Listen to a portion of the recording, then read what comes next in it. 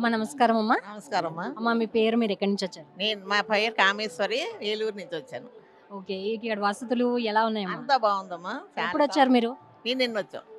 ఎలా ఉంది భోజనం అదంతా? భోజనం టిఫిన్ అంతా సూపర్గా ఉంది, బాగుంది. చాలా ప్రతిసారికి వందనాలు. నా పేరు సురేఖ, రాధా మేడం శిష్యురాలిని. ఆ, ఎప్పుడు వచ్చారు మా ఇక్కడికి? నిన్న వచ్చామండి, ధ్యానంలోకి వచ్చి 5 ఇయర్స్ అవుతుంది. ఓకే. ఇక్కడ వసతులు, ఆహారం ఎలా ఉంది?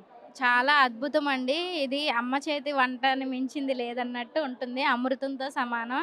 అలాగే ఇక్కడ పత్రిసారి నేర్పించినటువంటి క్రమశిక్షణ, ఎన్ని వేల మంది వచ్చినా, ఎంత లక్షల మంది వచ్చినా కూడా ఎక్కడ పెన్ డ్రాప్ సైలెంట్, అంతా ఒక క్రమశిక్షణ ప్రకారం జరుగుతుంది.